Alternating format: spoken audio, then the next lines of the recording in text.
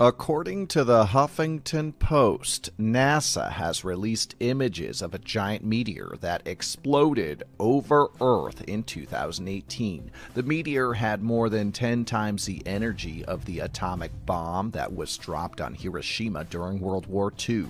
The fireball, NASA's term for an exceptionally bright meteor visible over a wide area, exploded about 16 miles above the Bering Sea on December 18th.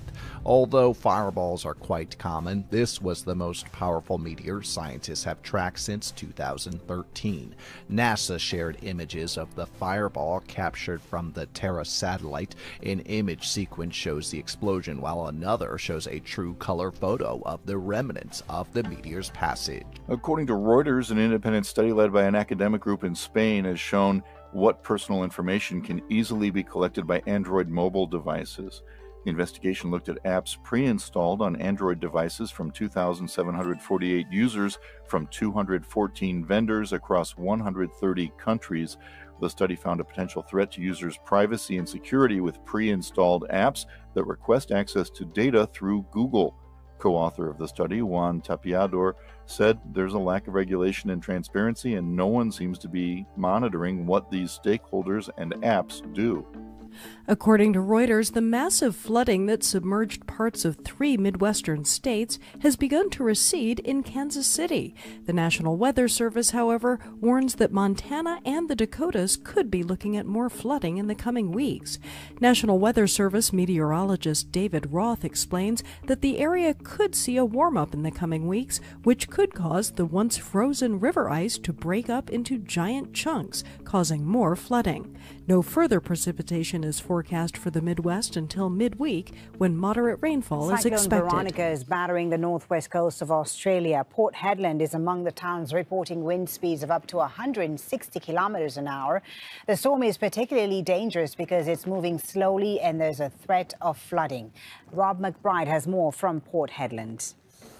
Cyclone Veronica has made landfall with full force. It has built out at sea, gaining in strength and intensity, and has been battering this long stretch of West Australian coastline. In addition to its storm force winds, it's also been accompanied by a storm surge which has started to inundate low-lying areas along this coastline. It's a problem of flooding that will be made worse in the coming days by the torrential rain associated with this weather system. Some areas have been told to expect several hundred millimeters in the coming days. People here were told to expect an extreme weather event. That is now what they are dealing with. In addition to the flooding in the coming days, they will be assessing the damage from this. Food has begun arriving in Turkana.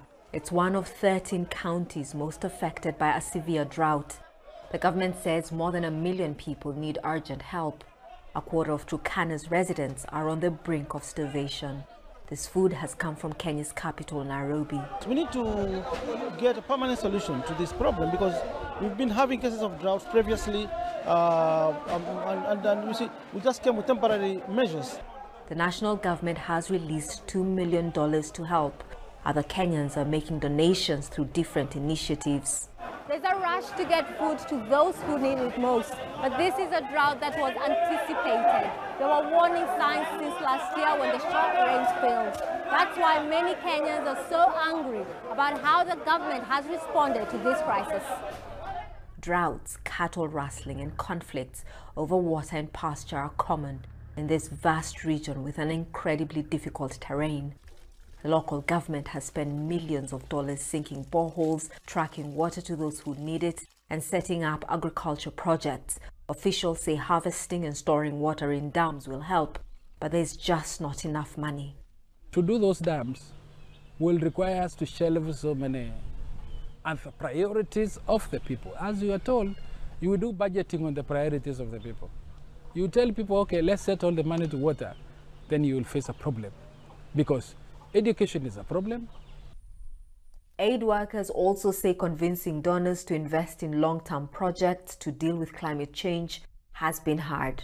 The acceleration of climate change is fast, and our capacity to cope and respond is not as quick as it should be, and therefore we are very much entering into a vicious circle where we are looking at short-term solutions addressing the effects of the crisis and not necessarily the root causes of the crisis.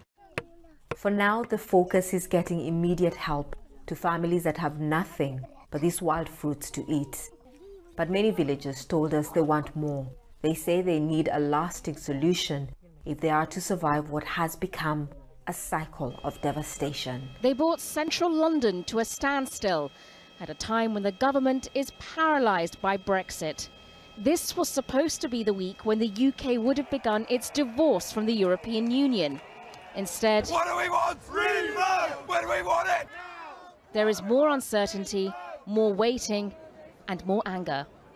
And the 48% of Britons who voted in the referendum 3 years ago to remain in the UK are increasingly exasperated. This wasn't what they were promised. This was a campaign based on lies, and I think people are waking up and realising the truth of what leaving the European Union will actually mean to us. Politicians from across the spectrum called for the government to arrange another referendum, echoing the demonstrators' concern at the deadlock. Whether you voted for remaining in the European Union or to leave the European Union, whichever political party you support, I think we can all agree that the path we're being forced down is not in the national interest. It'll make us poorer, not richer, so it'll make us weaker, not stronger. It's making us more divided, not more united. They came from all over Britain, all against the very idea of Brexit. And given the strength of feeling on show here, it's very difficult to see how this can be reconciled when, and even if, Brexit happens. I wanted to remain because I'm European. I'm one of a club, and I want to stay one of a club. I don't want us to be Little Britain all on our own. There is a lot riding on what happens over the next few days now that Prime Minister Theresa May faces extra time to push through her deal. She is facing the political fight of her life, one that she may not survive. May has blamed British MPs for the Brexit obstacles, and that has cost her support for another attempt at a vote on her withdrawal agreement. The marchers insist that nothing is a done deal. Britain is in full swing of a political crisis not seen in decades. And while there is a political stalemate, it is impossible to predict what happens next. Business Insider reports a California avocado grower is recalling whole avocados sold to stores in 6 states over a possible listeria contamination. Henry Avocado announced Saturday. Henry Avocado is issuing this voluntary recall out of an abundance of caution due to positive test results on environmental samples taken during a routine government inspection at its California packing facility. The recall impacts avocados shipped to Arizona, California, Florida, New Hampshire, North Carolina, and Wisconsin. Mexican community kitchens, where some of the country's most vulnerable can get a cheap meal. For Guadalupe, they're a lifesaver in feeding her family of 6. I know, it's really helped with our finances, even with the gas for the stove. And now I go to work rather than just worrying about cooking. And until now, we've never gotten sick. But many of Mexico's almost 6,000 federal food kitchens have already shut as part of budget cuts to social services. It's not just the soup kitchens closing their doors. Funds have also been slashed for child daycare centres, and the government planned to shut down shelters for women fleeing domestic violence and give them money instead, until a backlash made it change its mind. And this has all come from a president who's long championed the poor and vulnerable. That's caused some surprise and indignation. He says the measures necessary to stamp out corruption. It's finished. Around 30 years of these programs, which were just used to win elections and get media attention. Programs which encouraged corruption, using the name of the humble, the poor, to do it. That's all finished. There's something in that. The government's social ministry was recently implicated in a monumental corruption scandal. But civil society groups say the wholesale scrapping of programs for the poor is not the answer. And some worry there are other motivations. CNN reports the deadly Ebola outbreak in the Democratic Republic of Congo has surpassed 1,000 cases, according to the country's health ministry. The number of confirmed cases stands at 1,009, of which 944 are confirmed and 65 are probable, in an outbreak that started in August. The death toll is at 629. 564 are confirmed from Ebola and 65 are probable. It's the second deadliest and second largest Ebola outbreak in history, topped only by one in West Africa in 2014, when the disease killed more than 11,000 people, according to the World Health Organization. They are tired and traumatized, but at least these victims of Cyclone Idai are safe now. Each one has their own harrowing story about the time the storms came. Each day, more of them come, mostly from Buzi district. Armando Chabata is 65 years of age. He had a small holding and lived alone. He was rescued after spending 4 days stuck in a tree without food. He says his life has changed forever. I have nothing to go back to. My farm, my house, all were destroyed. There is nothing left. I need to start afresh, but I don't know how. He lives here now in the Samora Michel school in Beira, along with 1,200 other displaced people. Christina arrived on Saturday after surviving for 4 days on the roof of a church in Buzi. Her foot was infected after she stepped on a piece of submerged roofing while wading to safety. Her future, like many others, is something she finds difficult to contemplate. From now on, life will be difficult. I will need food, I will need shelter. He's crying for food now, but I don't know what he will be crying for when we go back. These people are getting 3 meals a day and access to medical care, so safe and sound and dry, but they have no idea when they'll be able to go back to their homes. That is, if they have a home to go back to. The massive emergency operation involves dozens of countries and is costing more than $50 million. But the focus is now changing. At the moment, the acute phase of rescue is pretty much over. Those people needing to be lifted out of raging water, that are also the people in trees and on the top of houses. Most of that those people have been rescued. What I think the focus area at the moment now is relief.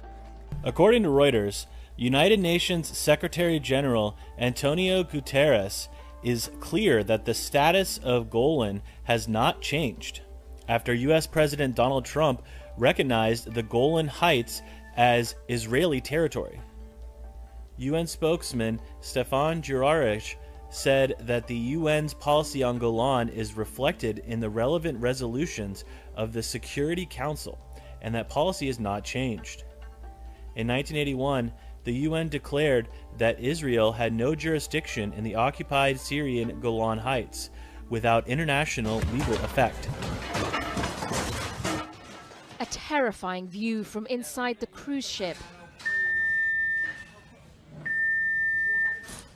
Before the alarm went off. The Mayday call was put out on Saturday as the vessel drifted in the Norwegian Sea.